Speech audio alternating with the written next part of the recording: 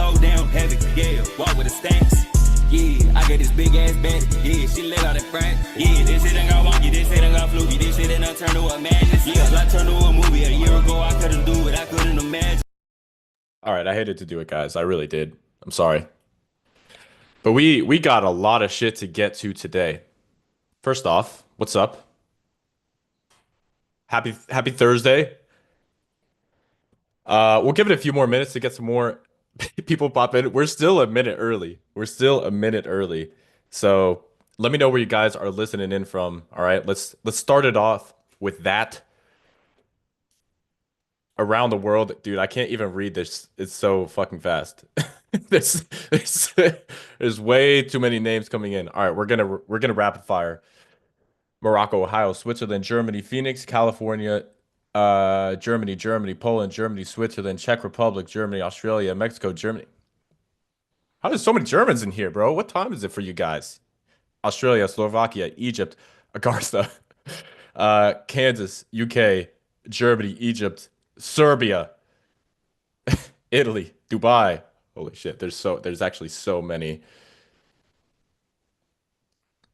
there's so many comments coming in.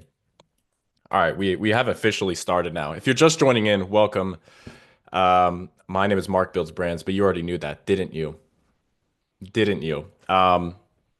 In today's masterclass, it's the first time I've ever done this shit, guys. So I have a lot to get through. This is going to be something very, very valuable. There will not be a replay. There will not be a replay. All right. So if you're watching right now, you're part of a special piece of history. All right. So as I said, no replay, but what I am gonna do, since there's literally so much freaking content to get through today, I am gonna make sure that I actually give you guys a full 34-page document of everything that I'm talking about today in a lot more detail, but you have to stay to the end to actually get it. All right. So in today's masterclass, we're going to be going over my proven system to generate, test, and scale 20 winning ads every single week with AI. We're talking fully AI creatives, guys. Fully. Not partially, fully. And this is the exact strategy, basically what I'm telling you guys today, that I'm using in my own portfolio of brands to, as I said, scale 20 plus winning ads every single week. That's not testing ads, that's scaling, and that's winners. That's not just like ads that you test. I test, depends on the brand, but I test anywhere from like 30 to 60 ads per day. And they're exclusively AI, if not mostly AI, in terms of like the total allocation. So we got some good content to get to. Yeah, make sure, hopefully you guys stared at a wall for at least 10 or 20 minutes before joining this, right? Really maximize your dopamine from everything that I'm about to throw at you guys. All right. So who's ready? If you guys are ready, type the word.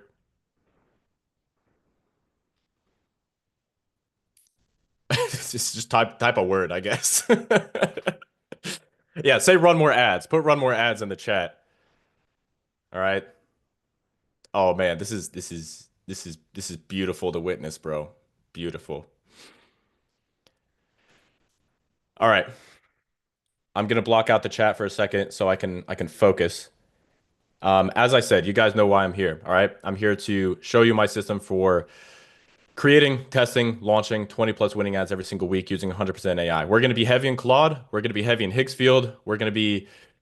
That's actually the majority of it. We're also going to be in Get Hooked, which is a great way to find inspiration for ads. Shameless plug. Um, and I do have some notes to the side of me, just so you guys know, because it is pretty intensive what we're going through today. All right. Much of this I've never shared anywhere else except for BBA. So if you're not in BBA, then this is going to be maybe a lot of new stuff for you. So make sure we're good. Audio's good. All right, let us get into it today. So the first thing I'm going to kind of go over, doing this classic like Mark Builds Brands mirror board, all right?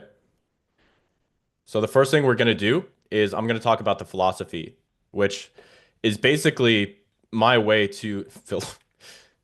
There we go.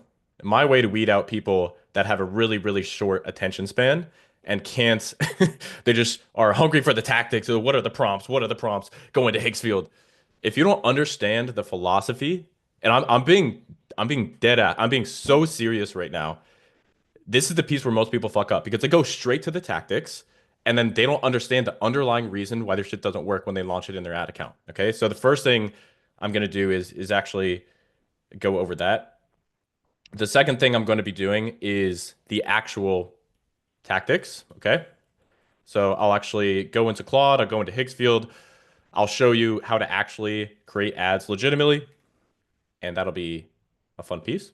And then finally, we'll do a little Q&A. All right. So you guys, if you haven't been on Zoom before, there is a Q&A function on this Zoom. So if you go to, for me, it's under more, but I think it's probably just under the Q&A section on your view. You can ask a question on there. I'll see all of them. I don't think they're public to you guys, but I will see all the questions. Make sure they're good because I legitimately am going to spend like, I'm going to try to do like 30 minutes on Q&A at the end of this, okay? So without further ado, let's get into it. You guys ready? Who's fucking ready? Let's run more ads, man. This is what I'm this is what I'm built for. It's what I'm ready for. Okay, here we go. So first, a little transformation, a little transformation of Mark Builds Brands because I used to not always be this way. You know, look at this guy before ever touching ads. I was like, how do I label this before and after? And I think the best way is before ever getting inside a Facebook Ads Manager. You know, look at this guy, skinny, weak, doesn't even know the difference between ABO and CBO. Disgusting, right? I'm just kidding. Sort of. I definitely was skinny. And now the after, right? Now the after. So many muscles, still retarded, but now I have muscles and money. Spoken on stages all across the world. Muscles, muscles. This was mostly a joke, guys. But the point is, I've been doing e-commerce since 2018 when I was legitimately broke. Like this photo right here, I grew up with a single mom. My whole goal was to be able to go to college, mostly so that she didn't like disown me. And then I wanted to make enough money so that I could drop out of school, prove that it was actually possible, and then be able to retire her. That was my ultimate goal. That was my whole reason for doing all of this in the first place. And I'm not going to go deep into my story because you guys are here for ads, not, skinny little Mark Builds Brands. But it's all just to say it is possible. There's the whole reason that I say run more ads, and that's my mantra, and that's my ethos, is simply because if you understand how to run ads, all that is between you and your goals is a few more winning ads, a few winning ads, a few winning landers, and you can actually create the life that you legitimately want to. Like, yeah, if I'm not proof, man, if I'm not proof, I don't know what is. Okay, enough of the fucking sob story. Let's get into real shit. So, most people completely misunderstand what AI really does and how it helps people. It isn't really there for you um, to do anything except for acquire speed. That is the main purpose of using AI in the context of running ads. So, I made this chart. I don't have it on me right now, but I made this chart that basically looks like this. And over time, if this is like, 2026 and this is, let's say, 2012, as time has progressed, the cost to produce advertising in general has basically gotten to the point where it's approaching zero. There's a negative logarithmic curve. So it is quite literally approaching zero. Back here, to create what you can now create with AI, it would take thousands of dollars. It would take weeks for you to put together. It would take a whole team, creative strategists, editors, media buyer, everything, thousands of dollars. And now what you really have not only is ads that are extremely cost effective, but you can produce them at just an unreal speed. Speed is king. Speed, I legitimately believe is like the number one advantage that I have. I'm definitely not the smartest guy in the room.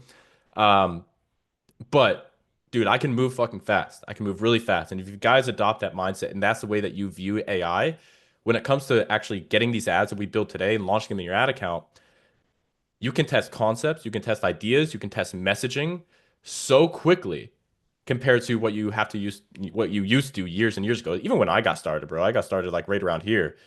And you could either just rip ads, which I'm not a proponent of ripping ads in general. That was like option number one, which would just get you, rejected, get you disabled, get you restricted from Facebook entirely, or you just end up losing money, or you just happen to hit maybe the one tiny little sliver of profit, but that's, pretty rare. If anybody has ripped ads, you know exactly what I'm talking about. But really, what it's done for us is it's helped us acquire speed. Okay. Now, the issue with this is the availability of AI and these AI tools and being able to create really, really high quality AI assets has been completely commoditized, which means I have the same access to the tools that you do. The only thing that you can really compete on is the thinking behind the ads. Because if the cost is basically going to zero, it costs nothing to make ad. Like you can produce 100 statics in under an hour and it'll cost you like 30 or $50. Like, is this not insane? Like this is why like I liked ads before AI was a thing. And I was early on the AI wave. I was using ChatGPT the day it came out. I think I was one of the very early ones on the Claude. I started using Claude in 2023 when it came out and realized in 2024 that it was like the best model specifically for copywriting. And now, holy shit, look at where they are now. Um, but yeah, all this to say, like, what is there to compete on? If we have the same tools, we can't compete on tools.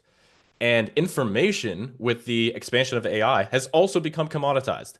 So like you now have people like me that are going on YouTube and literally showing you everything. Like the amount of people that I have like either DMing me or tagging me and saying like they're at, 1K a day, six-figure months, seven-figure months. It's insane. And that's just for my free content. Like there's much better stuff than that. But if this information is so accessible, then what is there to compete on? Well, that's what I'm going to be going over in this particular presentation. Specifically, the thing that you need to compete on is thinking. Have you guys ever done this before? A really great activity. Thinking, you put the old thinking cap on, or are you just, doom scrolling your life away, doing nothing? Shame on you.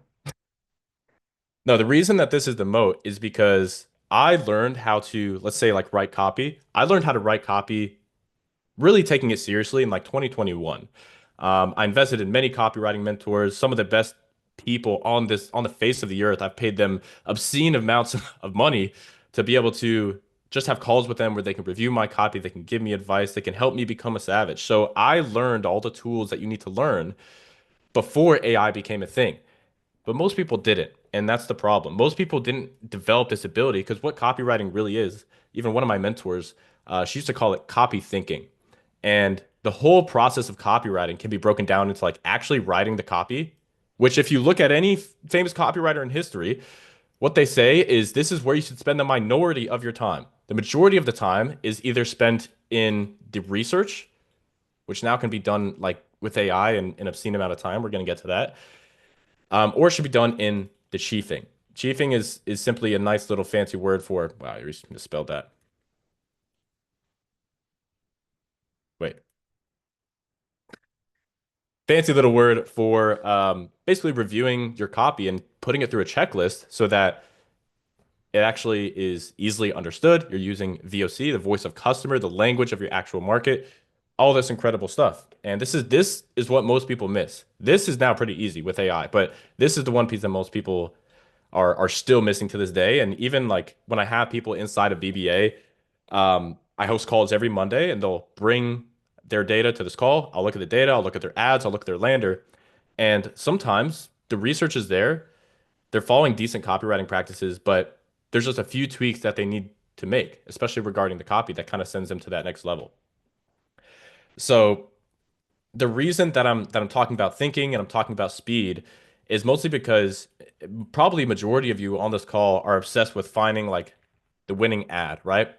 It's funny because I've been in ecom, the whole dropshipping space since 2018, and I feel like the discourse has shifted from people yapping and talking about winning products, which is like I'm glad that that has mostly gone away. I hope that's mostly gone away because if you haven't seen the lives that I've done all over my YouTube channel, please go watch them. But I don't believe that the whole concept of winning product really exists in general. I think that you can sell super saturated products and still make a shitload of money with them. You just have to be a really, really good marketer. The product is simply something that you need to compete on, but it shouldn't be like you're gambling, just like, hitting the fucking slot machine, like, oh no, not a winning product this time, not a winning product this time. No, it's the product is a part of an equation. You have the product, you have your ads, you have your funnel, you have the media buying, you got the copy, and each one of these are levers that you can pull. Now, granted, I don't think selling the super saturated product is the best way to pull that lever, but that's for story for another time. So the reason I'm saying this is because it's now not winning product and people are obsessing over winning ad, which is better, but it's still not really there. What you should really be focusing on is not finding a winning ad, but finding your winning sales message. By the way, guys, is this making sense? If this is making sense, just type yes in the chat so I know you guys didn't fall asleep. Let me hear. Let me hear. All right, cool. Beautiful. So the winning sales message is truthfully what you are after, okay? The reason why you're after this and not this is because this is something that can die. Winning ads die all the time. Some ads may die at $500 in spend. They're profitable up until that point. Some ads may die at, I don't know, $1,000, $10,000, $100,000, $1 million. Some of them. But the sales message, if you one of my favorite entrepreneurs actually, I'll call him by his alias, Michael Masterson. He talks about this concept a lot. And the reason why it's so powerful is because winning ad, your leverage is basically zero. You have zero leverage. But as soon as you find your winning sales message, this can be transmuted into a static ad. This can be transmuted into a direct static ad. This can be transmuted into a VSL, a mini VSL, a UGC ad, a founder ad, a podcast ad. And then basically, there's zero limit of what you can actually create once you have this central sales message that you use. Doesn't matter what format you're really, it doesn't matter what format. What matters is you have the message. And that is when you get the real unlock. So you kind of have to find the first winning ad to really have the message. But once you have that winning ad, if you understand it correctly, you now have the winning message too. Okay. All right, beautiful. Let's move on. Okay. Okay. All right, next, we're still kind of in the philosophy section here. I want to go over the non-negotiables, specifically the AI non-negotiables.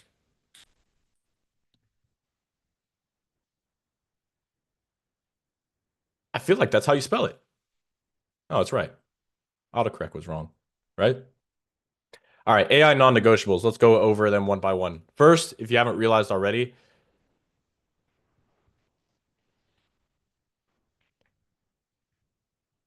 copy is the foundation of everything. And it's not even close. It's not even close. Um, I have a friend who is one of the best copywriters that I have ever seen. And I wouldn't say he's like a phenomenal marketer, but he is quite literally one of the best copywriters I've ever seen in my entire life. This dude started to actually learn the other side of marketing, like outside of copy, because copy doesn't exist in a vacuum. There's all these other pieces, ingredients that come up in your overall success equation. He started to learn how to build funnels. He started to learn how to understand like the tech, the tracking. He started to understand media buying. This dude is printing at obscene levels.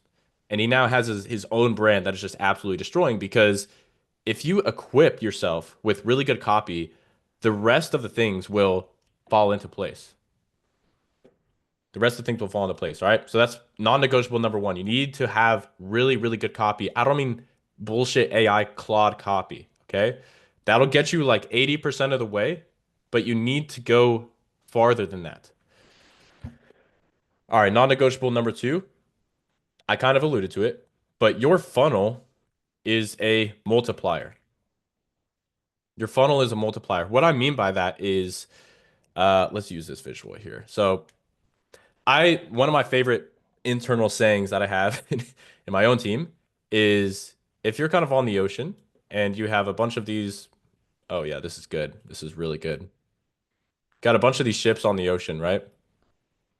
Completely realistic, lifelike, incredible Mona Lisa, Picasso. The sea level is essentially your funnel, and each one of those little boats is your creatives. Now, I made all these boats kind of look identical, which is my Picasso fuck up. I'm sorry about that. But imagine there's a lot more boats and they're all different sizes. So what happens is some of these boats are going to be sunk because the waters get a little bit too aggressive. They're not built to really withstand that. And that's your level of ad spend. What the funnels do is it's relating to that saying as a sea level, right? A rising tide raises all ships. The rising tide in question is your funnel. So if you have a funnel that converts at, let's say, like, 3%, and you have AOV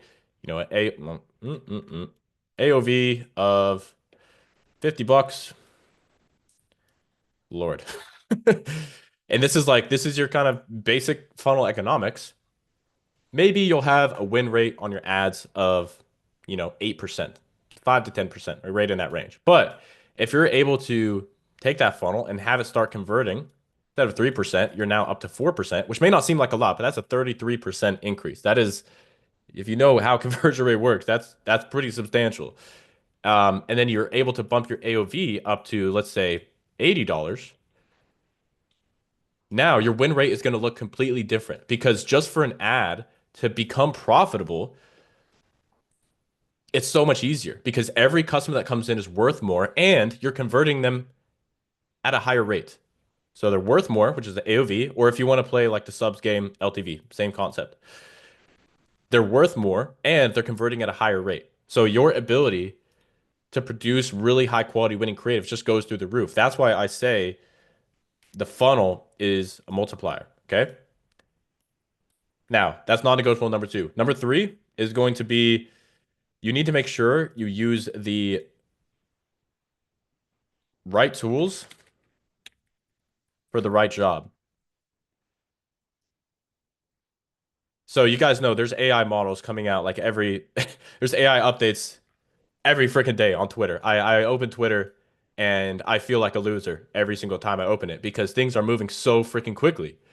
Like every big AI company is launching something new every other fucking day.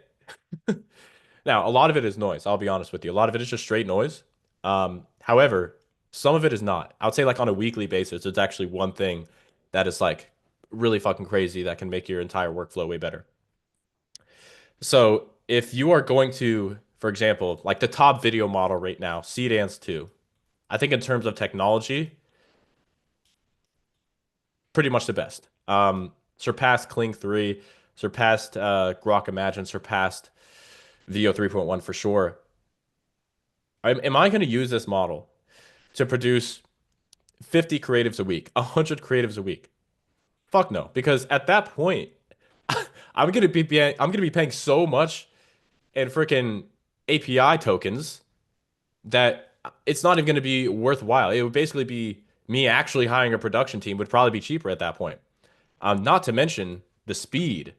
Like I sometimes willingly decide to use cheaper AI models simply because they do the trick just fine and they're going to do it 10 times faster. So even Kling 3 sometimes gets on my fucking nerves, and I'll just go back to Veo 3.1, which is like flawless for me every single time. It's not quite as good in terms of the realism, but shit, it doesn't cost nearly as much and it doesn't fuck up as much. So you need to make sure you're using the right tools for the right job. So this is my mini list of AI non-negotiables, all right? So we're going to talk a lot about this today. I'm not going to go over the funnel today. Obviously, this is all about ads and creatives. I'll briefly go over copy, but we want to spend a good amount of time talking about the tools, okay? So when it comes to actually, launching your AI ads in the ad account, why do most of them fail? Because I'm guessing if you watch my content and you're here in this Zoom call right now, you've probably tested a few AI ads. Like there's probably not a lot of you that have just been watching and doing nothing. At least I hope not. So what is the real reason that most of these fail? Well, I'll tell you right off the bat. One is shit research. So, AKA, you're not following my lovely foundational docs process. All right. That's immediately red flag number one. Number two, is going to be really shit prompting. There's no excuse, there's zero excuse for shit prompting anymore. The whole like prompt economy, I think, has mostly passed because people realize that in order to create really good prompts, you just prompt AI to create the prompts for you, and it's going to be better than any human could really write. As long as you can speak with, like, I think speaking with LLMs is actually a skill in and of itself. Like how much back and forth you need to have until you actually get what what you're really wanting. That is a skill. That's not what I'm talking about. I'm talking about literally shit prompting. No excuses for that. And, issue number three is just shit tech, shit technology. And again, we're going to talk about that in just a second. Okay. So who here has ever heard of a little something called native statics, huh? Who's heard of native static ads? Don't make me rant on native statics, guys. I'll do it. I'll do it. I really will. The reason why I will, since you asked, is because I think that ecom generally is a niche that always thinks they're early to stuff, but they're really not. This form of like native statics before they're ever called native statics. By the way, if you guys want to see an example, let's see. I think one of these tabs is, yeah, this one. So like something like this, right? Native static, long form. Actually, this is short form ad copy. Interesting. Lord, you know.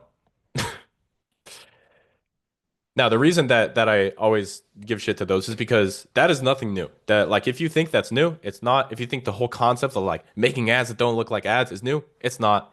It's super fundamental to direct response in general, literally decades old is that concept. The concept of native ads even is around over 2 decades old, actually. Probably around 2 decades actually in the 2000s, late 2000s, because people were using these way before they ever it became a thing. Anyways, back to the point. What we're looking at here is a spectrum, and every ad is going to land somewhere on the spectrum. Where over here we have indirect ads, and over here we have direct.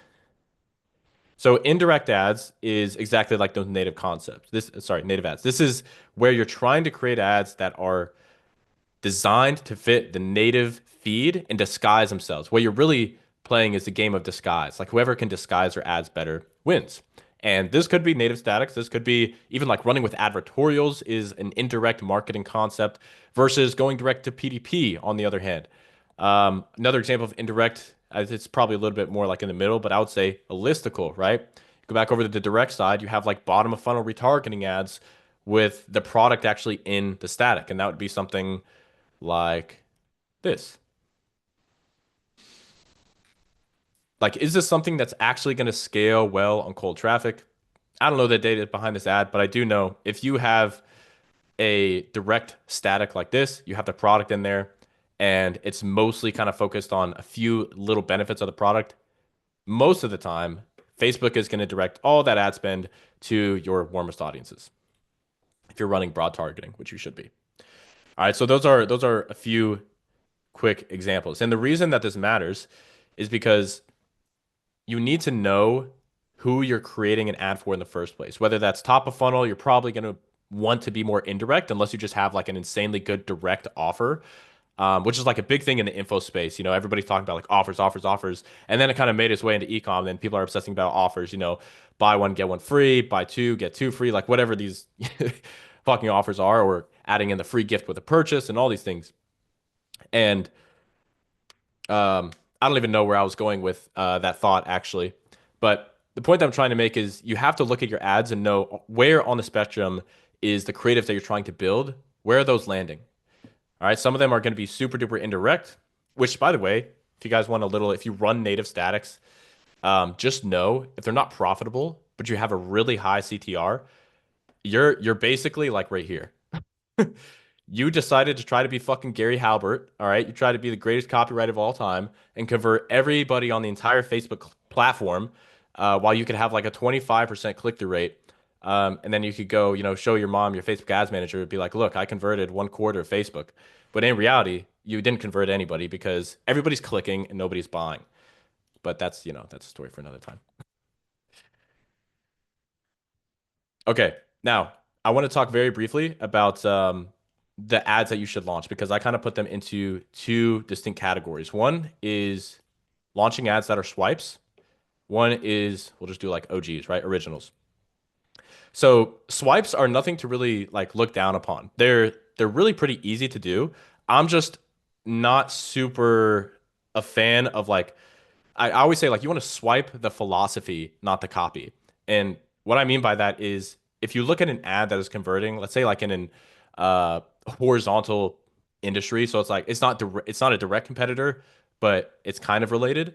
If you were to swipe an ad like that, direct one to one, obviously it's a different market. They have different psychological triggers. They have different levels of awareness, stage of sophistication, level of consciousness. Everything is a little bit different. So when you try to swipe one to one, I'm not a big fan of that, but I am a fan of swiping philosophy. And generally, this is super, super, super fucking easy with AI. Like I'm gonna show you guys in a second, but it's literally like I just spit on my monitor. That was kind of gross. It's literally like it can take you 30 seconds, and that's why people are using this in combination with Claude Code, just pumping out statics like there's no tomorrow. Originals, on the other hand, should also be utilized, but I would probably like when you're starting out, what I would recommend doing is simply following a proportion. So you want to minimize the amount of variables when you're launching something new. Like if you're an existing brand owner, you can yeah, I don't know. You can follow this if you want, but especially if you're just starting out, you haven't had your first 1K day, your first six-figure month, anything like that, then you don't want to reinvent the wheel, but you also are not ripping ads one to one. Like there is a sweet spot there, and that sweet spot is swiping philosophy. So I would spend roughly 80% of your ad spend, 80% of the creative that you're making on swipes, and the other 20% can be your own unique ideas, coming up with research yourself. Well, this is all research yourself, but more importantly, coming up with concepts yourself, writing the script yourself, etc. Okay. Um, yeah, I did this whole fucking rant on my IG yesterday because so many people were just saying the same thing to my sticker, and it was basically exactly what I just told you right here. So I don't need to summarize it anymore. So let's actually talk about. We're gonna go to image ads first, guys. All right. So let's get into the meat of it. Let's talk about how to make banger image ads. All right. So what do you need? What is the tech stack? The first thing that you're going to want to have is a Claude subscription. I recommend having Claude Max. I know it's a little bit more expensive. I have like the 20x option too, and I have I have multiple accounts. I have like three or four accounts, I think, at this point, all paying 200 bucks a month. Um, and then I have like separate team accounts as well. So I'm a huge Claude user, and if I ever get like rate limited or face issues regarding that, I just open up a new account, and then you're good to go. Second thing we're going to be using is Higgsfield. By the way, for the stuff we're doing today, you probably don't even need the max plan, at least like the 20x usage one. You can probably get most of it done. Even you can probably get a lot of it done even with Sonnet. So it's not really necessary. Higgsfield is what we're going to be using to actually create these assets. And specifically on Higgsfield, we're going to be using Nano Banana Pro, Nano Pro. We're also going to be using Canva. I know what you're thinking, Mark. I thought you were gonna. I thought you were making ads with AI. Actually, I'll cover this really quickly right now because I'm not actually gonna open my Canva account. Once you create an image ad on Nano Banana Pro or ChatGPT Pro, which is pretty good, but again, it's just a little bit slower. And you want to actually edit the text, you can go back and forth with Higgsfield, back and forth with Gemini, whatever you want to do, or you can actually download that image, upload it into Canva, and use something called Canva Magic Layer. Magic Layer. And basically, it'll scan the entire image with AI and it'll make everything immediately editable within Canva, which for pumping out iterations of stuff is super duper helpful. Or if you just don't want to, wait for another 20 seconds for Nano Banana Pro to produce more images, that works too. Um, and then the last tool we're really going to be using pretty heavily here is going to be GetHooked. GetHooked is a software that, golly, I can't like type and write at the same time. Software that me and my partner have. It's basically what you're seeing right here. You can create these swipe files. You can find the top performing ads. We'll go a lot deeper into it in just a second, but it is pretty helpful. Or you can just use the Facebook ads library. That works too. That is the free option. Okay. So let's begin. So the first thing we're going to do is we're going to hunt for a swipe. Hunt for swipe. Whoa. So let's go to, let's go here. Now we're inside of Get Hooked, okay? So I'll show you guys, quick run through for anybody that's not familiar, what I kind of like to do regarding finding winning ads. We'll start with image ads first, obviously, as I said. So I'm going to select the USA as the country. Performance, I'm going to do 4 and 5 stars. Limit ads per brand, I'm going to do, let's do 2. Ad format, we're going to select image. Next, under language, we're going to do English. Brand active ads, I'm going to do a little bit higher. I'm going to do all the way up to, what the hell was that? Going to do all the way up to, Jesus. Jesus. My goodness. Let's just smooth that down a little bit. Um, Actually, that's about all the filters we're going to be using for now. So you can, fuck, you can select whatever ones you want, but I like to keep it pretty simple. I want to see ads that are running in the US in English, but if you're running in different markets, obviously you can select those and 4 and 5 stars. And this is actually a super helpful filter because I don't want to see like the same fucking brand 40,000 times in a row. So you limit it to 2, and then everybody has to be running over 500 ads. Okay, let's see what we got. So let's say we want to start with creating a direct ad, which would be something like this. So this is something likely that's going to be used as middle of funnel, bottom of funnel, made from whiskey barrels, crafted in small batches for a few good men, right? These guys know their fucking market. The hardest ring you'll ever own. I didn't even realize it was a ring actually until I read that. But we're going to actually begin and start creating some of these ads, okay? Because it actually is so incredibly easy.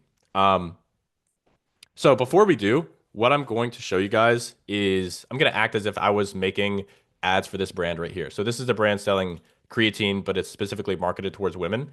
So it's a nice, easy supplement product that we can make some dope ads out of.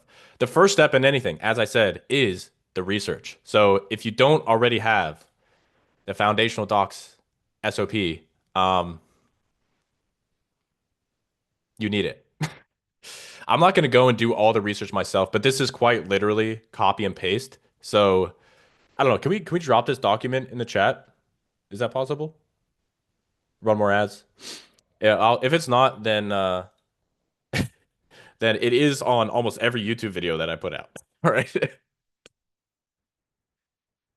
Okay. So once you have all your documents, this process is basically going to walk you through, and at the end of it, you should have 4 unique documents: research, avatar, uh, offer brief, as well as the necessary beliefs document. Okay. Boom. We had someone drop it in the chat there. Thank you. So once you have all those documents for image creation first, I'm gonna start speeding up, by the way, guys, because I want to make sure I do make time for the Q&A. So we're gonna speed it up a little bit. Hopefully that's cool. We're actually gonna utilize Claude projects here. Claude projects are super duper cool. And it's basically a way for you to kind of pre-inject a bunch of context and instructions into a particular chat window. Super duper effective, right? We're going to use this one called Image Swiping Project. I made it already specifically for this brand. Again, I'll make sure that all the prompts and everything for creating these projects is is in the document you'll get at the end of this live, right? So don't freak out, but also don't go anywhere. So instructions, boom, load them all in. That's all that you need. Literally all you need. What we're going to do is, let's find an ad. Boop. Right. So we're selling creatine. Let's see if we can do something interesting here. Actually, I found one right before this. Where is it? That's not it. I lost it. You know what? Let's do this one. So we're just going to come here. We're going to download this ad. Just click that little button right there. We're going to go into our Claude project here. Watch how difficult this is. Upload it. Hit enter. Someone asked, how about using Manus for foundational docs? Dude, I tested so many of these. So many. So you don't have to. Perplexity for deep research is now one of the best. It's actually much better than ChatGPT. I don't know what happened to ChatGPT. They were so underrated for a long time for their deep research, but now they're just not, and it's a shame. All right, so what it's basically doing here is it's analyzing all the visual aspects of the image. It's kind of tearing down why it actually worked, the layout, the focal flow, the design, the copy, the hook, everything. Um, Now it's going to be actually creating a text to image prompt that we can use. As soon as we get that prompt, we're going to hop into Higgsfield and we're going to recreate it. Much of the stuff I tried to create before this, before I actually started this masterclass, because some of it does take some time, especially like the video. But we'll do this one live. Fuck it. We'll do it live. I hope somebody gets that reference. All right. Gonna copy. Do we need the product in this one? Yes, we do. Okay. We're going to go right into Higgsfield. We are going to paste that prompt right there. We have Nano Banana Pro selected. We are on images that are 1:1. Aspect ratio, we are on 1K, 4 variations. We are now going to upload simply a PNG of the product. That's all you need. I think I actually have a JPEG.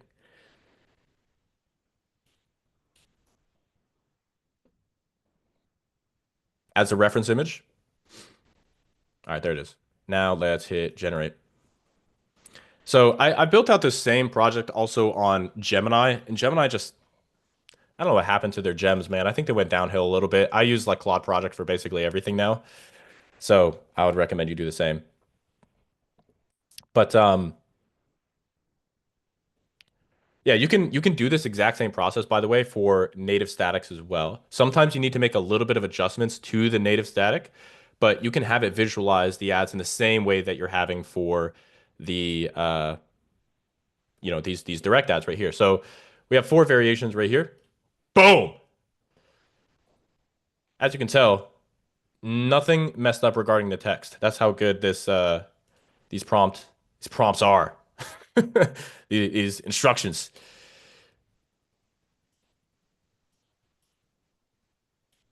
All right, so just like that, we got 4 really solid variations. They're a little bit different visually, but as you can tell, mostly the same. Just pick the one that you want, you're good to go. What you can also do is you can go back and forth in this particular Claude project right here, and you can just have it create more variations. In fact, that is literally part of this prompt. So you can just take these additional variations. These are different angles that you can all test, also with different subheaders. So you just take this and have it adjust the text to image prompt specifically for the second angle. Like if you want to hit harder on their identity. Can you guys see, by the way? Sorry. I got a big old monitor, you know. Yeah, you know how I be. um, but you can adjust based off the angle that you want to use and just ask it for the second prompt and you're good to go. So easy. Like D2C ads, and this is even before like Claude Code and all the cool automation stuff. Like it's so freaking easy. Okay. Now, with that being said, let's move on to, let's see, what do I got next? You know what? Let's jump into video ads because the whole point, like the reason I actually really like image ads is specifically because speed. Speed, and you can find that winning message faster, even if you're running native statics. Like to begin, I actually think native statics can be a really good way for you to validate. But the angle that you're using, actually, let me rant on this really quickly. Look at those really, really complex instructions right there. Okay, there we go. So quickly ranting on native stacks because I'm not actually going to create one here for you guys, but you know, it's the same exact process. You just want to make some small adjustments to the prompting to make them look as candid and you want to make them look as disturbing as possible, essentially. Okay, so if this is like your actual creative, like this is the native static right here. This is my entire philosophy on native statics in like 30 seconds. In a video ad, you have the scroll stopper, which is like the first 3 to 5 seconds of the ad, right? It is the visual that's used alongside the hook of the ad to create what is actually supposed to stop the scroll. You also have a scroll stopper on native statics, and it is the creative. So in this case, like the creative actually is the scroll stopper, which means that's why it needs to be disturbing. That's why it needs to be deeply make you feel at unease, unrest. And then what's really the conversion vehicle is the primary copy up here.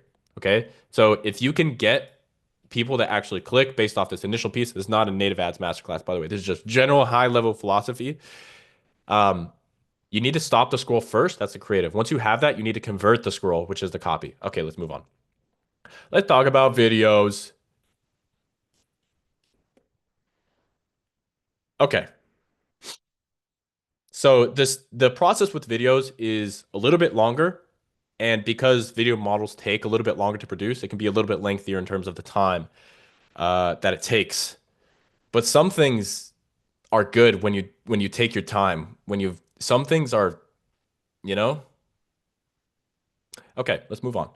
So videos, here's the process, all right? Step number one is going to be same process as before. We're going to do swipes because to write from scratch requires you to think, and you know we're not about that here. We don't think.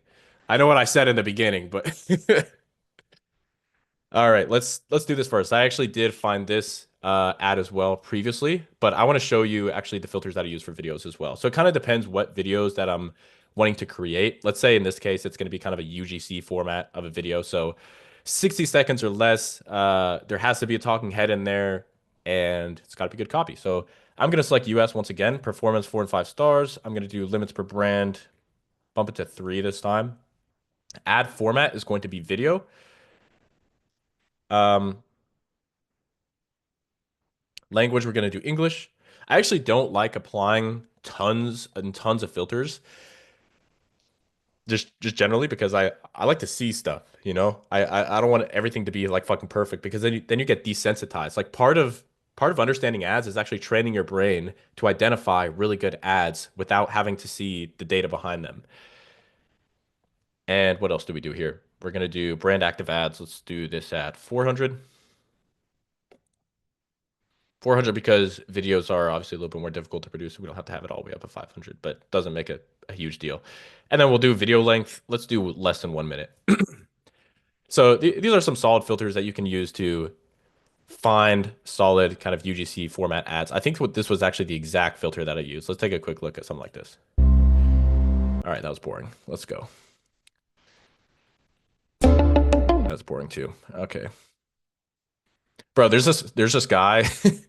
There's this guy that I see on Instagram every once in a while, and he makes these videos where he's reacting to people's beats. Like he's a producer, he's reacting to their beats, and he'll stop the fucking music within like half of a second if it's not interesting. And I feel like the same concept applies to watching ads. Like if you watch something and you're not immediately drawn in, then it's probably not going to be a great ad. This one actually caught my eye already, and this is the one that we're actually going to remake. So I'll play a few quick seconds of this, right?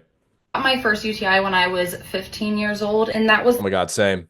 the beginning of the terrible cycle of UTI, yeast infection, BV, rinse and repeat. Doctors just kept giving me antibiotics for different infections, for acne, but no one ever talked to me about protecting my microbiome. Just so many prescriptions. So last year, I ended up doing a full probiotic break. Literally in my head, like as I'm watching these ads, I'm like, okay, there's a hook, there's a scroll stopper, there's a pattern interrupt. Okay, there's the story, the introduction, the discovery. Okay, there's the mechanism reveal. Okay, there's the unique mechanism problem of the solution. Okay, there's I'm like piecing all this shit together because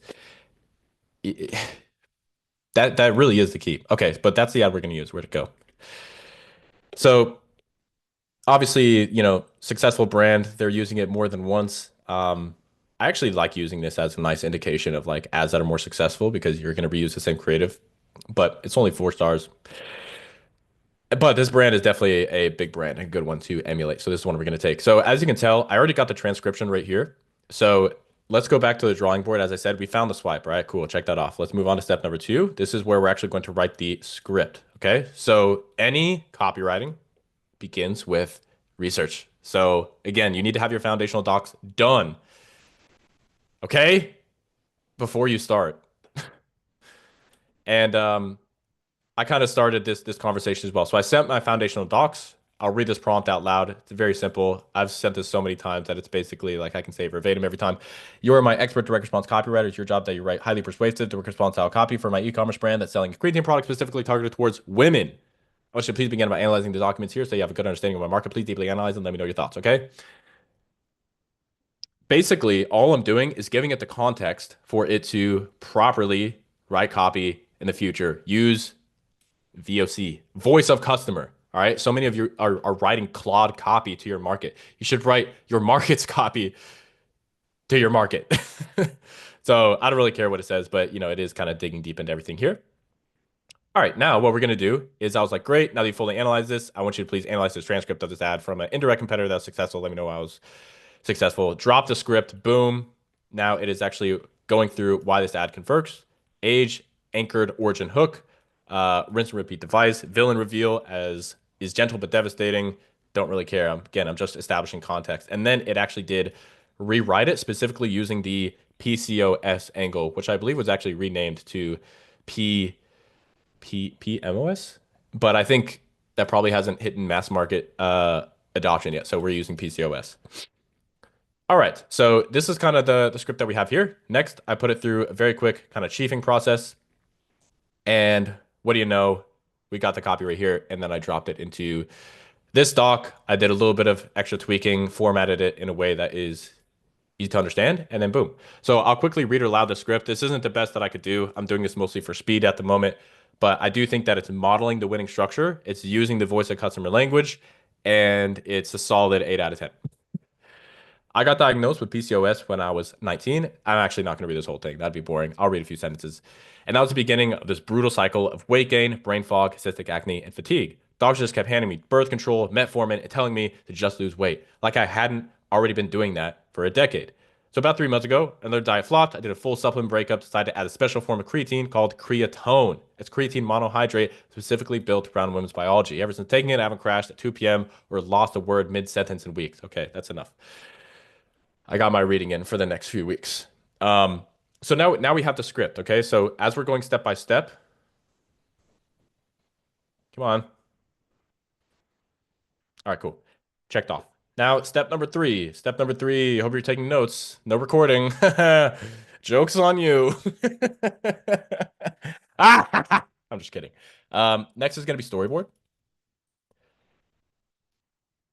So basically, storyboarding is a nice fancy way to say you can't just send this into a video model and have it produce a perfect ad unless you build something custom yourself, which if you did, hats off to you. But what we are going to do is kind of split this up into what is going to be individual clips. So what I did, because I know kind of generally the length of these AI models and how well they do with specific number of words, this is going to be kind of basically, clip number 1. This is going to be clip number 2, because I think these two together would be right over like 15 seconds, and we're going to be using Kling 3 for this first clip. So I want to split it into 2 so that it flows really nicely. And that's going to be in front of you guys. That's going to be the only clip that I create. I'm not going to complete the entire ad because I don't want to wait that long for all the clips to generate. All right. Now, another kind of few clips that we're going to make here is going to be this section right here. So this is going to be clip number 3 in this example. And this will be clip number 4. So I'm literally just creating like these 4 clips right here, but I want to show UGC content. I want to show product-based content, and then you can fill in the gaps with whatever else you want to do with this particular ad. Okay. So first up is we have these 2 clips right here. Now, if we want to model the top, Jesus, bro, I could do without the jump scares. Fuck. Yeah. Anyways, here we are. Back to this initial lady. We want to get a text to image prompt that we can use for creating her, which you can quite literally screenshot this and have Claude analyze and create a text to image prompt to reverse engineer that. And guess what? That's exactly what we did. And we got that right here. So all I did was I sent in that initial image. It adjusted the copy of the text that's actually on screen. So text on screen, but it's different. This is UTI, yeast infection. Up here, we have weight gain, brain fog, cystic acne. Finally broken. Cool. Kind of like in that Instagram, Snapchat text. Oh, this was actually like a slight adjustment too. I believe it was, the original one was here. And there we can see the prompt right there. Pretty long, but again, I didn't fucking write it. So just like that, we have I think I may have actually skipped a little step there. So 4th is going to be the prompting, which is exactly what I just told you. But the prompting is actually split into two steps, okay? So first we have text to image, and then we're going to have image to video. So the first one we just kind of did. It's obviously super straightforward. Prompts should not be written by you. They should be written by AI. And then chiefed by you, of course. Sometimes you do get a prompt directly from Claude or Gemini or like whatever you want to use. And you just like rush into Higgsfield or wherever to like create the image or the video, and it comes out looking like shit. And you're like, what the hell? You look into the actual prompt and it completely added things that were totally unnecessary. So the actual like text to image prompting is very, very simple. What is more difficult is this next piece. This is the image to video. And this is really where like anybody can fucking make AI images, right? I think we all can agree to that. But being able to turn those into phenomenal videos is a whole nother skill. So let's do it. What we're going to do now is we are going to go into Claude. And we're actually going to go back into our projects. And we're going to go to another project. All right. This is image to video prompting. Once again, a nice little lovely prompt that you'll get access to after this whole shtick is over. But basically what it's gonna do is you can talk normal plain English into this project, and it's gonna spit out really, really high quality, detailed prompts for image to video, which image to video can be a little bit tricky. So let me show you the example that I used here. Let's see if I can find it. Nope, it was on my other account. Fuck. But let me show you what we would do anyways. So I'm gonna go right here, and we can actually take that image. Right. The fuck did it go?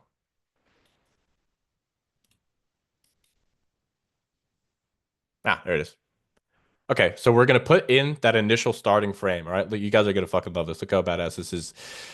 Take this, the first line of text that's actually being used. I have too many Claude windows open. Goodbye.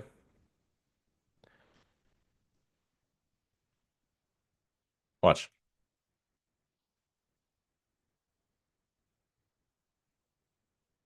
So you can get more detailed than that, but you don't have to. Like you definitely don't have to.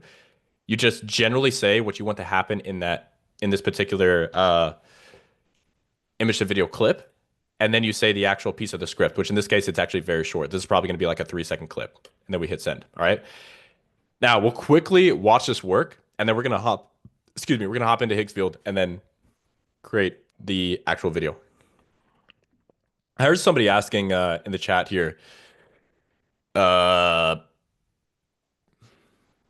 yeah, about, should I use Opus or Sonnet? For what we're doing here, Opus 4.7 is totally unnecessary. It's probably actually adding unnecessary time to this entire process. So Sonnet is totally fine. Opus 4.6 is also totally fine. I would use Sonnet so you don't get totally limited quite as much. Oh, boom, we hit the nice character count too. So you do have to be careful with character counts. Also, this may not even be accurate. Claude said 1985. Yeah, we'll see about that, pal. Right? Let's see what it really is. Yes, it's 2,339 Claude. All right. So what you can do is say like reduce this by 20% without losing any details. It'll give you it back. And then once you have that prompt, we're going to go directly. Actually, let's do things a little bit differently today. Typically, I do like my video generation under video, create video, but I've used a tool before Higgsfield, used the fuck out of it. And now Higgsfield finally added it into their suite, so I just have been using it there. But it is the canvas. The canvas is this node-based Higgsfield tool that still has all the tools that you need to use, but it's displayed visually like a canvas. I don't know. You'll get it. All right. You'll see what I'm talking about. Some of you guys may have seen this before, but all right. So this is what we got here. As you can tell, I created these because I didn't want to wait for the videos to actually finish. But what you do is you literally go here. You're going to add upload image, and you can basically drag and drop from drag. There we go. Into whatever tool you want to. So I did video generation, and then you can select exactly which model you want to use here. And then you can see it all displayed visually, which I personally really like. I'm a visual dude. Except for that fucking get hook swipe. Jesus Christ. I'm not that visual. So all I did here is I added that new node. Specifically, we're using Cling 3. And as you can tell, I just pasted in the prompt right there. We're all using 9 by 16. I didn't add any prompt enhancement. I didn't do anything like that. And this is the output that we got. I think this one was actually even a little bit fast, but I actually like that. If you guys want a trick to improve retention on your ads, you actually cut the ad clip while the person is still talking, barely, barely, barely, barely. Like inside of CapCut, you just barely cut it at the end, and then you can do the same with the beginning of clips as well. And it'll tiny little retention hack that you can use there. Okay, let's watch this quick clip real quick. All right, let's try that again. I got diagnosed with PCOS when I was 19. So that was literally it. That was this clip is super short. It's 4 seconds. And now we'll get into the second clip here. And that was the beginning of this like brutal cycle of weight gain, brain fog, cystic acne, and just, fatigue. What the fuck? I mean, Jesus. So, I mean, Seedance 2 is a good model, don't get me wrong, but I think for like 90% of use cases, using Cling 3 is plenty. Like the biggest difference between, oh, by the way, a really cool trick that you can use here as well is, and the reason why I like this over like the regular view inside of Higgsfield is you can simultaneously test 5 different models right next to each other. Realistically, it's probably like 3, and see which one just gives you a better output, then run with that. Another trick you can do is if I wanted to recreate this entire flow, because this is only 2 clips, right? I need to make the entire ad. Let's say I had the entire ad. You can take all this and just copy and paste it, change the initial reference image, and then you do this thing on Higgsfield called run pipeline. That'll run everything to the right of that node. So this is like the original node. And if you hit run pipeline, it'll run everything else after that too, which if you have like 30 clips, it'll run them all at the same time, which is dope. So this is that kind of initial scroll stopping clip that we're going to be using. Just, yeah, I don't know. It's a talking head. It's nothing crazy. But let's get into the second piece, which is this clip right here. So what we just did is this. Now we're going to go to clip number 3 here, which is I did a full supplement breakup. So what I wanted to do here is I wanted the product actually in hand. And so I went to the image section and I basically took that initial starting clip image, which I think was one of these that I ended up running with. I think this one. And then I did a reference image, clicking that right there, and had them add the product. And that is literally it. And it's very, very simple. So took that, download it. Now we're going to go back into the canvas. And then we did a simple static image to video production here on the clip of this sentence. Did a full supplement breakup, decided to add a special form of creatine called creatone. That's the clip. And then the second clip right below is basically a B-roll shot. It's creatine monohydrate specifically built around women's biology. So that would be this clip right here, which I'll play both of them for you right now. And again, the prompting process, same exact thing. I went into the Claude project here. I pasted the initial image. I briefly say what I want to happen. I type the script in. I hit enter. I get everything. Go back into Higgsfield and fucking run that shit. So I did a full supplement breakup and decided to add in this special form of creatine called creatone. I mean, virtually flawless. Virtually flawless. And that one was one-shotted. Now we have this next clip here. I think I did run this one on 2 different models. What did I do? I don't remember. I think I just wanted to do 2 at the same time. It's not the first time I said that. Okay, let's hit play. It's creatine monohydrate specifically built around women's biology. There's one. Next one. It's the same thing. I think I just wanted to run it twice. It's creatine monohydrate specifically built around women's biology. Okay, so yeah, they're good. There's no way that anybody is able to tell. The realism is really good. The goal is not realism, as I've said before, but this is basic shit, guys. Like, it's at least for me. But actually, one final thing that I want to say is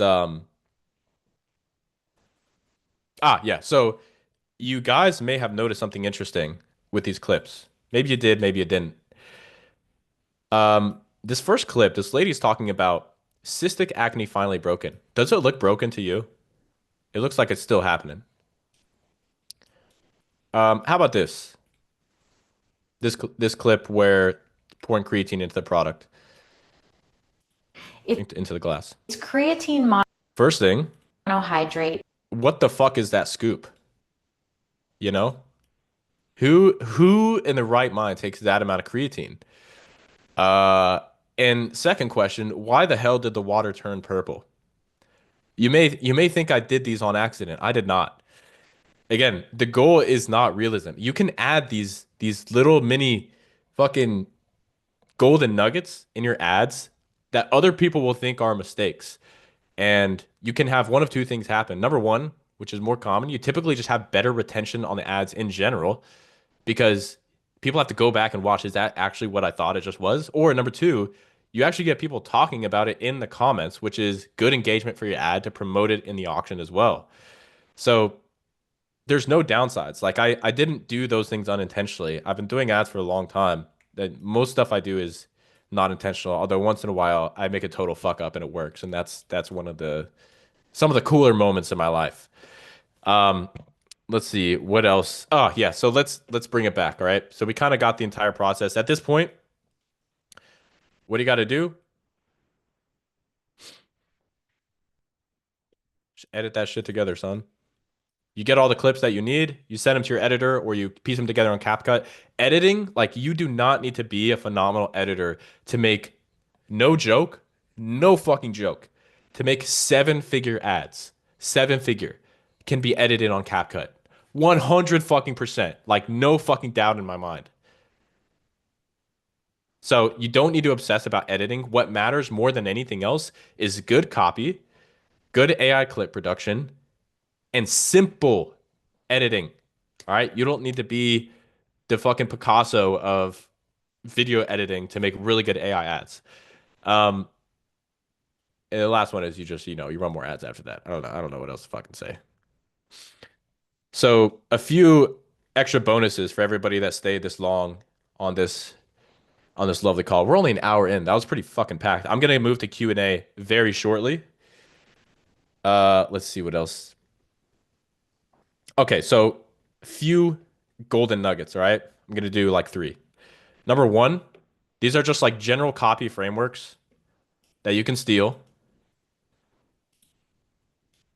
and run yourself to hopefully find some winning ads, all right? Number one is, I was just like you, but worse. This isn't actually what you're going to say, obviously. This is taken from a phenomenal copywriter, Chris Haddad. If you know, you know. And this dude would write sales letters using this framework where if you think about the worst possible thing that could happen to somebody that has the problem that your product solves, he's like, I want to take that, but I want to make it even worse. It's like if you're selling like a product of somebody going through like a breakup, like not only did they get broken up, but like their grandma died, they like shot themselves in the foot on accident, and like 10 other horrible things happened, and then they got broken up with, and like that was like the final that is I was just like you but worse framework. Works phenomenally well with paid ads and copy as well. The second is another very powerful word specifically in copy, which is the word without. So this works especially well in less sophisticated markets. So if you're familiar with stages of sophistication, Eugene Schwartz, specifically in the stage where you need to differentiate yourself with a mechanism, being able to say without for all the other mechanisms that they've already heard is super, super powerful. So like how to lose weight without exercise, without painful diets. Like you go look at some of the top, affiliate offers out there, which, they have no conscience, but they write aggressive fucking copy, and that's what you'll see. It's like how to achieve X outcome without anti-outcome, anti-outcome, anti-outcome. All right, another good one is discrediting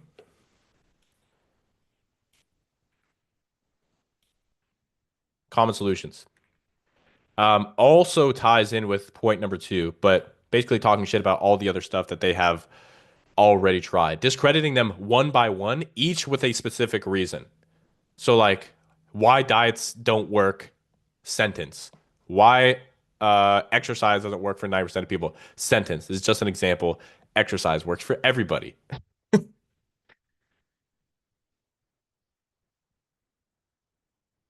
All right. I think the chat was turned off, but hopefully you guys are getting value out of this. And I do want to move into Q&A. The final piece that I need to say here is ironically one of the most important pieces of the entire AI puzzle. All right, you guys joined this live because you want to learn how to make good AI ads. And I think many of you are falling into this trap of believing that as long as my ads are good enough, as long as they look realistic enough, which is silly, but as long as my AI ads are good enough, everything else will magically fall into place. And I'm here to tell you, as somebody that has made so many phenomenal ads, that that is one ingredient. That's one piece of the equation. Like having good ads is legitimately one of many pieces. So if it was like literally a pie chart, let's say that ads, I mean, ads are important, don't get me wrong. I would probably even put them at like, let's say 33%.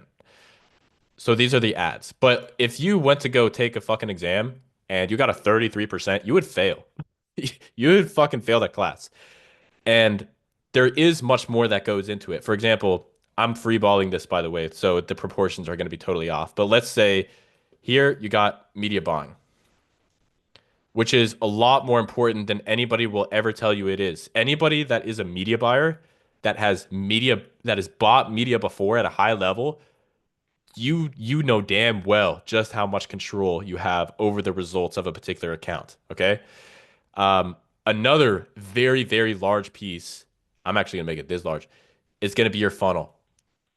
I had a call with a dude literally last week that, I'll obviously keep him anonymous, but because I was super real with him, he was like, I'm above like he was almost at a 2x ROAS and he was unprofitable because his funnel wasn't constructed in the proper way. That's barely even a funnel problem.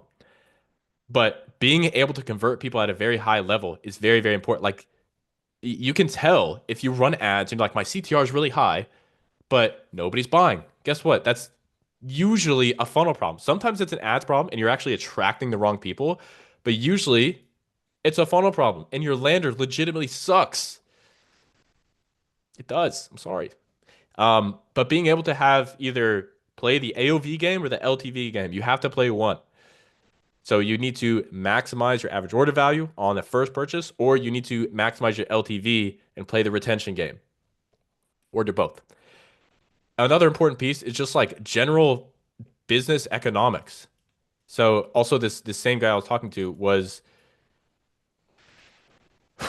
his gross margins, like the amount that he had to spend just to be able to, I'm sorry, make just to be able to break even was obscene. His break even ROAS was like a 1.8 to 2x, which if you don't know what that is, that's a problem. Number one, you should be shooting for gross margins of at least 75%, truthfully closer to 80%. Like if you really want to scale, people think that like as soon as you find the winning product or like winning creative or winning funnel, winning fucking whatever, that everything else just magically falls into place. It doesn't. Everything falls apart. This is entrepreneurship. And if you don't have like the right systems, the right guidance, the right community, the right connections, in this game, connections is fucking real. In fact, I'm gonna put that like right here. Who are you connected with? Then I'm sorry but you're gonna have great ads in a shitty business because that unfortunately is possible. And so the reason I'm saying all this is because the ads are important, but you need to not just be someone who's good at making creatives. You need to understand the media buying. You need to know how to build phenomenal funnels. You need to understand how to construct the economics of your business in a way that is actually conducive to scaling. And you need to know the right fucking people, unfortunately. Like I see it all the time. People start scaling, payment processor bans, PayPal bans, Stripe bans, Shopify payment bans, Facebook bans, Facebook restrictions, Facebook page restrictions. I could go down the list one by one. I've been through all of them multiple times. And some of these things, unfortunately, it is just like you need to know the right people to be able to get back to where you were. And I figured this out pretty early, thankfully. And this is why I decided to partner up with my now partner Alex, and we built the BBA. We built Brand Builders Academy. So you don't just learn how to run ads, but you learn how to run the entire successful business. Okay. So I'm not going to make this whole long fucking spiel, but hopefully you understand. I'm telling you what you need to hear, right? It may not be what you want to hear, but it's what you need to hear. And if you do want to join, for example, a phenomenal community for being able to not just connect with super awesome people, but be able to get your assets back if they ever get restricted. If you want to understand how to actually construct the economics of your business, how to build a hyper profitable funnel, high AOV, high LTV, so that even if your ads are decent, you're still making shitloads of money. And of course, very good ads training as well, media buying training. It's all inside of BBA. If you do want to apply for BBA, I'll have someone in my team drop a link for the application. It looks like you already dropped it. Thank you. You guys can, fill it out, see if you're a good fit. We don't accept everybody naturally. But if you're serious and you have a good mindset and you actually want to make real change in your life, click the link and see if there is space available. There is limited space, like legitimately, because I have a team and my team has limited time. So click the link, book a call. For the guys that are asking for the link for the actual document, great question. We're not done. I'm just kidding. What I'm going to do is I'm going to send an email after this call is over and send everybody access to the document. Just to give you guys a little, oh, I don't even know where it is. Actually, I don't have it pulled up, but it's a 34-page document that goes over everything I just talked about in much more depth. But at this point, guys, we're going to hop into Q&A. Holy shit, there's so many questions. Okay. Fuck. All right, so yeah, if you guys have any questions, please drop them now. All right, I'll spend the next like 30 minutes or so banging out questions. And again, I'll make sure to send everything to your email. Everybody that's registered to and actually showed up to this live, I'll be sure to send you an email as soon as I'm done here. All right, guys? Okay, great question here from Ahmed. So he asked, is knowing actual direct response essential if we have Claude that can just print winning copy? It absolutely is, bro. It absolutely is. Especially if you want to do high scale, high numbers. The reason why is because I've seen these people that are like, oh, I just uploaded, I uploaded all these copywriting books. I uploaded every single one, all these winning ads, upload all of them into Claude. It writes the best copy of all time. People that say that are not great copywriters because I have done that myself. You think I wasn't one of the first ones to fucking try that? Like as soon as custom GPTs came out, like that was kind of the first way that you were able to like upload a bunch of context. I was one of the first people to try that. It was horrible. And it still is really horrible. And the main reason is because of context limitations. So you can write decent copy with Claude if you use swipes. But the difference between people that are able to make decent ads and phenomenal ads with AI, as I said, is chiefing, right? It's that copy thinking, being able to look through. I don't know if you guys even saw, this was literally a step in my Claude conversation that I had. I had a step specifically for chiefing because I'm not just going to publish a bunch of Claude copy because that's what everybody's doing. If you want what everybody's doing, everybody is doing shit, doing jack shit. Okay, next question. There's actually so many. Jesus. I don't even know how to sort through all of these. Okay, let's do this one. My CPC is at good level, but the cost per page view is crazy high. Over 90% of people who click the link don't make it to the landing page. I tried optimizing the page with Claude and compressing all images, but didn't give shit. What can be wrong? Okay, so those of you that are not aware, what happened on January, what was it, 8th? It was early January, within the first weeks of January.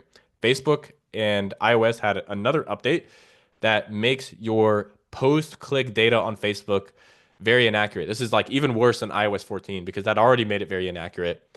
But specifically with landing page views, landing page views made it very inaccurate. So my question to you, bro, is do you actually have an issue with getting like a link click turning into a landing page view, or is it just an attribution and tracking issue? Because there's actually very little between a link click and let's say like a landing page view or content view, whatever. There's very little that can affect this drop. You shouldn't see more than like 80%, sorry, let me say like 20% attrition, like 20% drop from a link click to a landing page view. It sounds like you're seeing way more, like 90% don't make it to the landing page. That is either some sort of technical issue, like you actually put the wrong link on your ads, which I know sounds stupid, but it happens. It's either that or your page speed is so incredibly retardedly bad.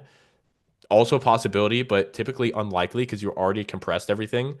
Then very likely. Oh, also make sure you go to your ads and you turn off every fucking recommended setting. That could actually be another possibility. But dude, it's possible that it's not an issue at all. Like I'm wondering where you're getting this number because if you're looking at the ad account at all to get this data, you're off. You're already off. I don't look at any I do things a little bit differently. I usually try to give that as a disclaimer before I talk about ads. But I don't look at anything on the ad account for the most part after the click because I have attribution tools that I use. All right, next question.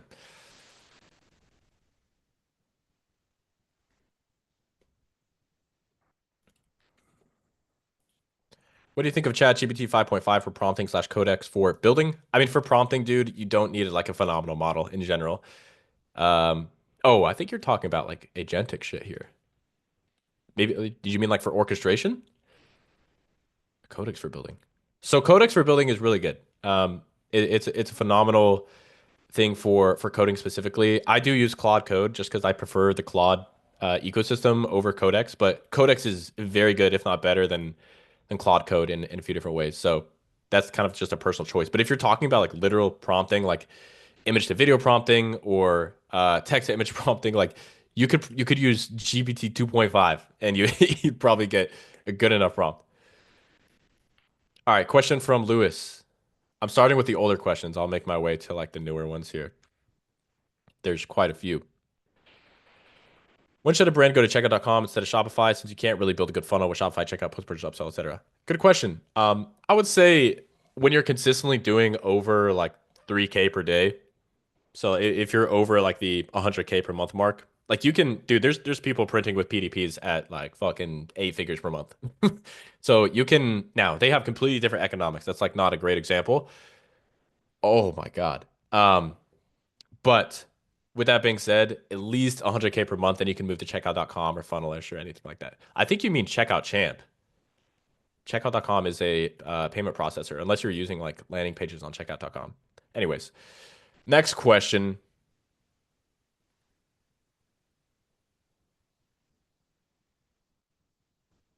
Oh, this looks like a dope question.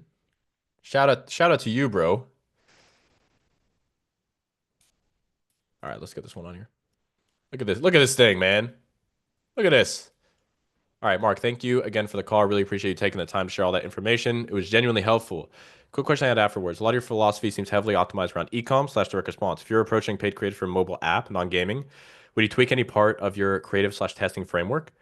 Also, have you worked with clients focused on acquisition creative for mobile apps and or mostly physical products slash e-commerce brands? I'm curious whether the psychology behind strong statics with video hooks changes much when the product is software rather than a physical product, especially when the focus is more on long-term LTV slash retention than immediate AOV. Fantastic question, dude. Let me answer these one by one. So would I tweak any part of my creative slash testing framework? Direct response is psychology. It's not like a tactic. It is just base underlying psychology. But it's it can be very aggressive. It can be very raw. It can like rub a lot of people the wrong way. So I think it probably depends what kind of app that you're selling. I will say this, bro. I know some apps within a niche that I probably can't name directly on Zoom. You probably know what I'm talking about. And they abuse direct response ads. Like they're doing multiple 7 figures per month. MRR, it's all app revenue. And they're all running almost exclusively native ads. And that's a lot of what I've talked about today. So to answer your question, all the strategies I talked about today, 100% possible. You have to take into consideration your brand, what you're willing to say, what you're not. But like media buying wise, yes, the same framework. Creative wise, yes, 100%. I think just generally speaking, bro, people overemphasize trying to make ads that just look good instead of ads that convert really good. There's a big difference. And I want ads that convert. Have I worked with clients on acquisition creatives for mobile apps? Not in like a client relationship, but I do know some people doing it, yeah. But generally, bro, same principles apply. And that's the beautiful part about principles first thinking is you can apply it to whatever you want.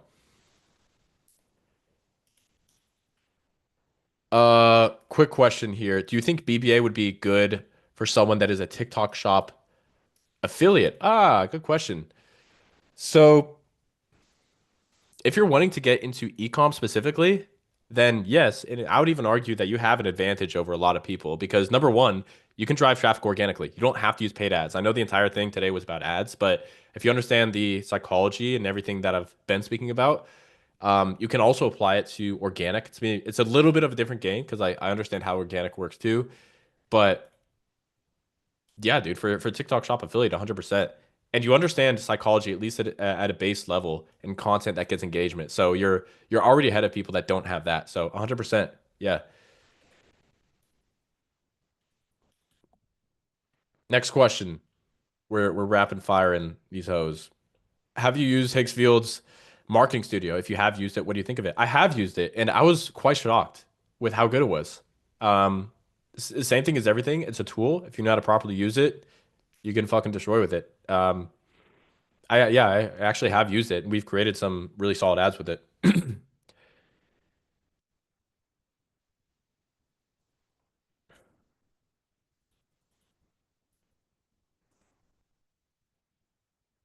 All right, next question. Um,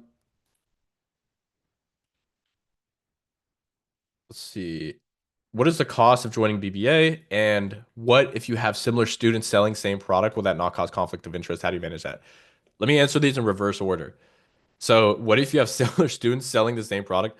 That actually is relatively rare based off all the people I've interacted with inside of BBA. It's a really good community. It's not like super like dog eat dog or like everybody wants each other to succeed. So I wouldn't say that it happens often. Um, but also keep in mind, bro, they also understand it's not about the product. It's about the ads, it's about the data, it's about the funnel. So yeah, how do I manage it? I don't because I don't think it's a huge issue. If it is, my team handles it. And about the cost of joining BBA, also good question. It's not free, and I would say it's also not cheap. I'm here to shoot you guys straight. You know me. So the cost of joining, I recommend having at least 2 to 4K set aside for you to be able to join BBA. If you don't have that, then it's probably not a good fit for you. All right, next question.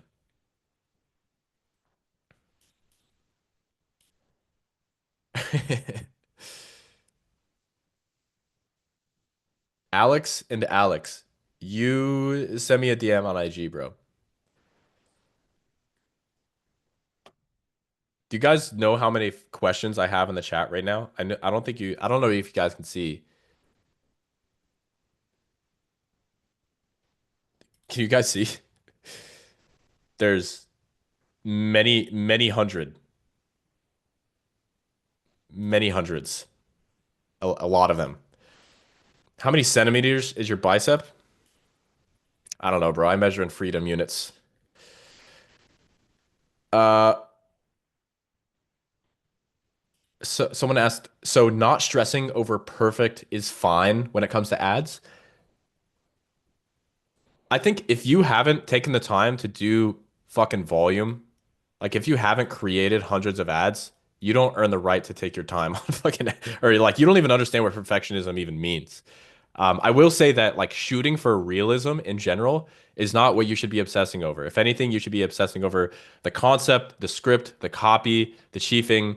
A lot of times, like you guys have probably seen on Get Hooked, like this isn't an AI ad, but see if I can find one quickly. Uh, okay, that one's not AI. This is pretty bad. That was not either.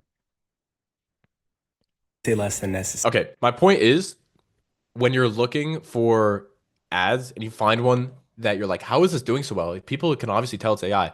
It doesn't fucking matter. Like that's not the point. That's not what you should be obsessing over. It's not realism. That's not what you should be obsessing over. Obsess over a really good concept, a really good copy to bring it together, and above average video prompting. And if it's an image, above average image prompting. Um, Speaking of above average, all right, what's the next question? Oh, great question. I'm actually so glad I was supposed to mention this, but new AI content for BBA. Listen here. I am doing an overhaul on a lot of our BBA content right now, and I actually got a message today that I can't film everything, unfortunately, for like the content, but I do have a team, and my team is fucking savages. So I'm literally having one of my creative strategists film content, AI content on creatives, and he just messaged me today that he finished like 99% of it. And I watched some of it already. Holy shit, you guys are gonna go crazy. That's not a reason to join BBA. I don't know what it is, but we are always trying to make it better. This isn't just like a, oh, yeah, you know how fast AI moves. If you're not updating shit, then it's it's difficult to stay up to date. All right, next question. What is the best copywriter to learn from? Not counting you, King. I'm nowhere near the best copywriter, bro. I just have weaponized autism and I like running ads. I think Gary Halbert's the greatest copywriter of all time. I also really like Gary Bencivengo's copy. I mean, Dan Kennedy is a legend. Um, yeah, those are the guys that Clayton Makepeace. Sorry, Clayton Makepeace, one of the cooler names and also a savage. Holy shit. Okay, Christ. Let's see what we got in here. If you're spamming the Q&A with questions, I'm just not going to answer it, just so you know. What is a good profit margin in ecom at scale? Thank you for writing in all caps. Um, I mean, define scale, you know? I think the biggest, best ecom brands are barely profitable. Like if I told you their actual margins, which I've seen some of them, it may make you depressed, but they're playing a different game. Like once you get into uh raising capital, like raising venture capital, the game is no longer for you to be as profitable as possible because that means that you're bleeding potential growth, which sounds counterintuitive, but generally I would say if you're under like a million a month, I think 30% margins is pretty decent. Going up to 40 is very good. Like all the way up to a million a month, 40% margins is very good if you're running paid ads. If you're running organic, you can do like 50, 60, even like 70% margins depending on your cogs and stuff.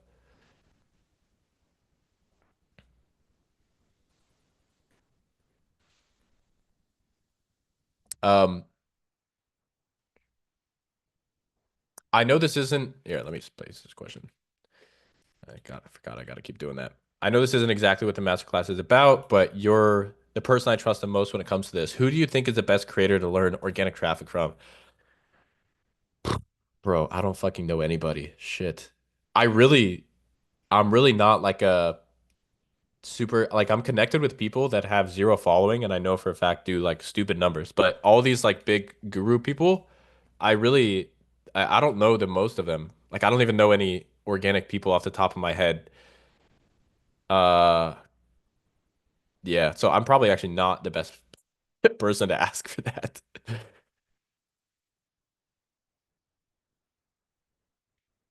All right, next question.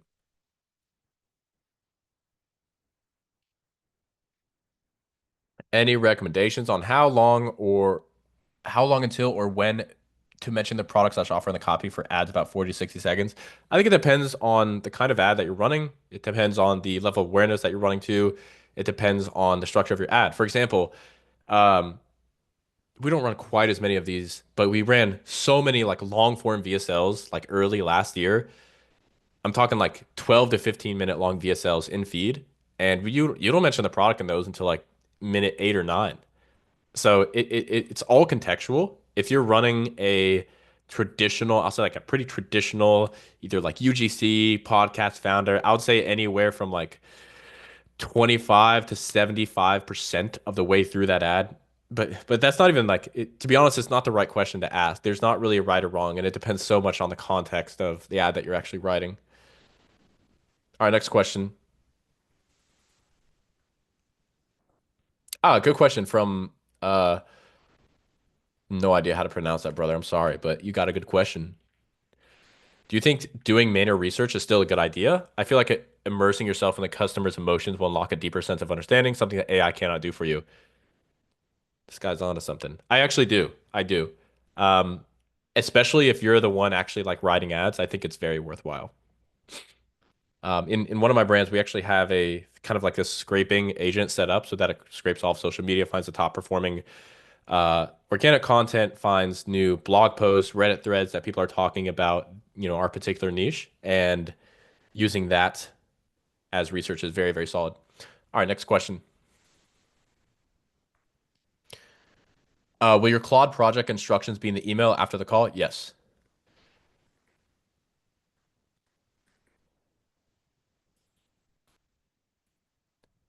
Okay.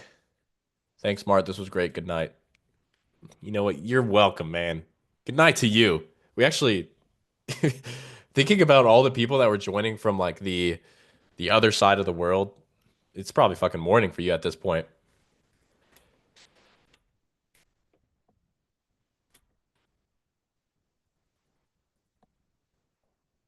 How can I identify a reliable supplier in Europe who can also support full logistics process, including warehousing, shipping, fulfillment, delivery, etc.? I mean, due diligence is the right answer. I think getting referrals is probably the solution, bro. Like if you're just doing your own cold research on these guys, it's so easy for you to get fucked. I've been fucked by suppliers multiple times, and it creates so many downstream issues like in your business. Like it's really, really not fun. But I would recommend, like, I actually think when it comes to this is why like BBA is super powerful, is because if you want to go the route of like having a 3PL or just having like a good agent, we have all of our custom contacts.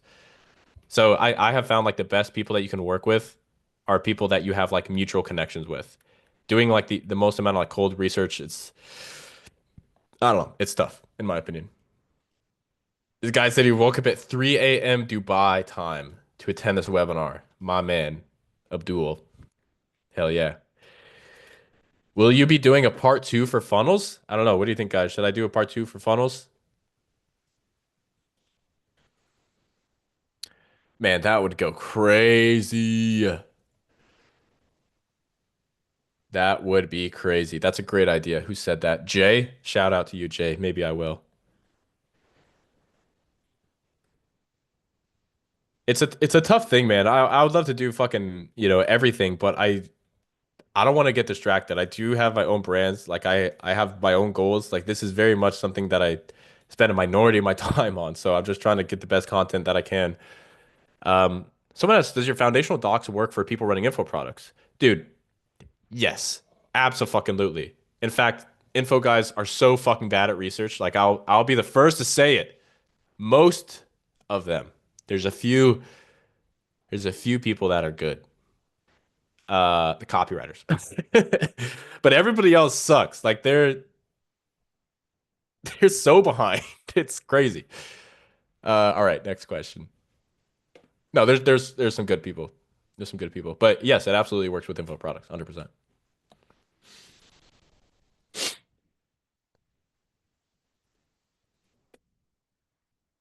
Do you guys want me to keep answering questions? Yes? No? All right, I got a lot of I know the chat is like not what it was, but I'm getting many, many yeses. So I'm ending. No, I'll do it. I'll do a few more. Let's see. There's a lot of people that are asking, like, I do this business, does this work for me? I do that business, does it work for me? The answer is almost unequivocally yes. How could be the minimum of saving if I want to get into BBA? Like I said, I think like 2 to 4K, man, is really where I'd be working towards.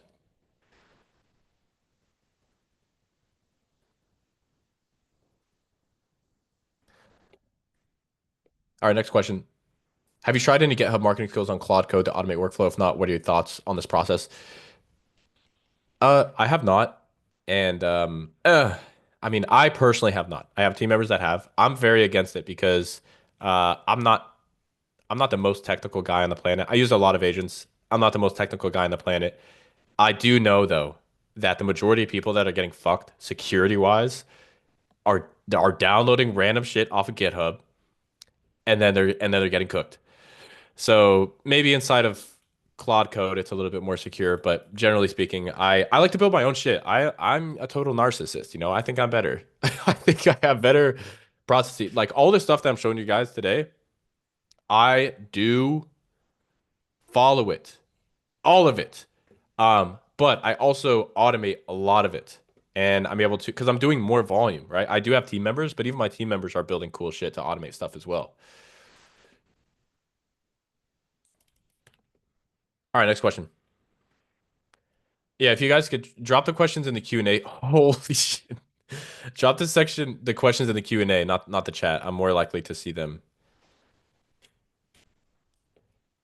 How exactly do you run and post different landers like advertorials? Is it all possible with templates like Shrine Pro? You can run advertorials on basically any fucking Shopify theme, man. I like to run advertorials typically on actual funnel builders though, like Funnelish or Checkout Champ, because you do have more power over the post-purchase process, but that's just me. All right, next question. New GPT image creation is pretty nice. Do you still think Nano Banana is better?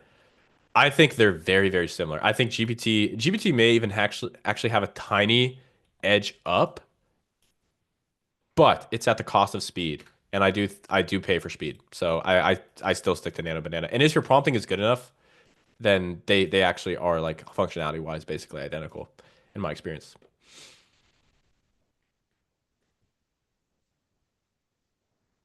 All right, next question. All right, I'm not actually gonna go forever, guys. I'll do another like 5 minutes or so. I got ads to run. For the foundational docs process, which LLM is the best? GPT, Claude, Gemini, etc. Are there different models that are better for different things, or can you stick to one? Perplexity. So what I do is you can use like GPT or Claude or Gemini, it doesn't really matter, all the way up to the point where you actually get the prompt. Once you have the prompt for the actual deep research, because half of the process is getting a really good prompt. You have the really good prompt, Perplexity. Perp. You want to go to Perp.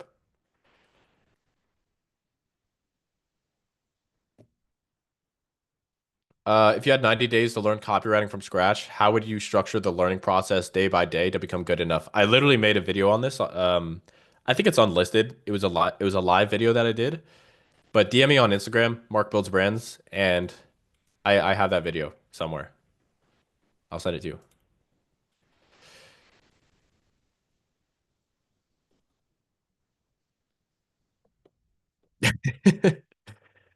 I mean, dude, this is exactly what I was talking about earlier. My native statics and video ads are getting good engagement, good comments, likes, and shares, yet I can't seem to get any sales. Is this a copy problem? Yes. Typically, yes. Yeah. It's either copy problem on your ads or on your lander. So this is one of those difficult things and why it's good to have somebody that can help point this out to you because it's not black and white. And what I mean by that is like who are you attracting with your copy? A lot of people try to go way, way, way too indirect. They go way too top of funnel. And what ends up happening is they have really, really good engagement.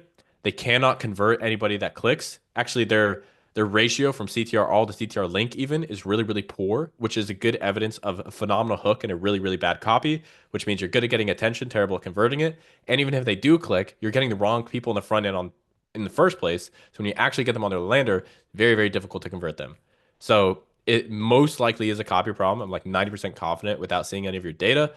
Also, who the fuck cares? Like comments, likes, and shares doesn't fucking matter at all in the context of ads, bro. I'll run ads that have zero engagement. I'll whoop your ass. What matters? I thought you were referring to like good engagement, as in like CTR, CPC, CPM. Like maybe that is the case. Still, I was kind of answering the question as if that was the case, but comments, likes, and shares do not matter at all. when you're just starting at least. For like long term, the engagement, boosting the algo, blah blah blah. You know, it can help, I guess. Prompt for Kling animations, guys. All the prompting and all the resources will be in the document in your email at the end of this. So go check it out. I'll send it out right around 9. Is Google Ads good for ecom when starting out? Tried for a month and got drained and gave up. You know how many people I've heard that from, including myself. I too was having a glimmer of hope about Google Ads on a low budget back in the day. I paid an agency and I paid an agency and they spent $1,000 in under an hour and I got one sale and it refunded. Yeah. I should write a book with all the terrible, terrible ecom mistakes I've ever made. Do you worry about your hook rate in your video ads? What's a good percentage to look for? And do you iterate if the hook is low? I do, but only in the context of the hard metrics being, CPA, ROAS, etc. Because there's like my KPI is 50%, just so you know. But there's oftentimes ads that have lower than that and are profitable, ads that have higher than that and are not profitable. So you have to take it within context. Like, if an ad doesn't work and I really, really thought it was going to work, I want to break down why. I want to see if I can find the reason. And if the hook rate's really high and it's still not profitable, that tells you that you had a really good hook, really good at getting attention, really bad at converting it. Same thing with like the static ad, right?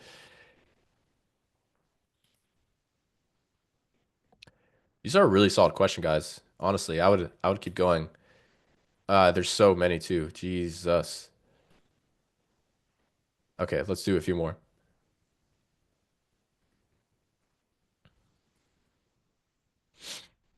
Can I have $14 million loan to run more ads? If I'm profitable, I'll give you $100 back as a thank you. That's a good deal. No. What cigars do you smoke for maximum creativity? It's a secret. It's a secret, but Maduros. What is the campaign structure for this volume of ads, especially for scaling 2K per day currently? Campaign structure for this volume of ads. I don't know what your volume of ads is. I only know what your ad spend is. I would say, dude, you're spending 2K per day. You can be running off like 1 or 2 CBOs. I really would need, I feel like I would need more data, but at 2K per day, I'd be spending roughly $300 to $500 per day on creative testing. That can be done in the same CBO campaign. Um, and yeah, I like using CBOs for creative testing. So, and then every new test that I launch is adding an additional ad set in the existing CBO with a minimum spend limit. All right, let's do one more, guys, and then I got to bounce.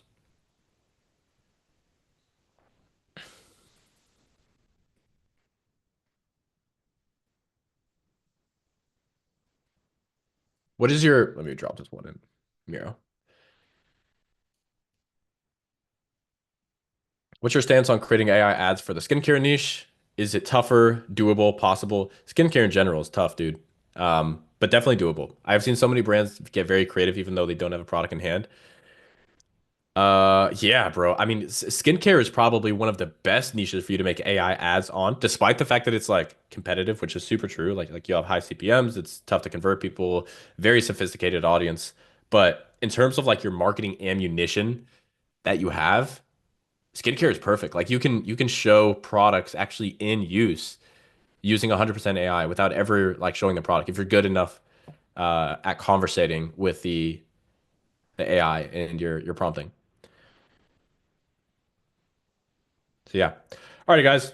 Thank you so much for being here. Once again, if you do want to apply for BBA, uh, link will be in the chat or probably in the email you're going to get here soon. Other than that, thank you so much for being here. I hope you got some value out of it. And hopefully this was the best live training you've ever attended. I don't really have anything else to say. Run more ads, baby. Talk to you later. Peace.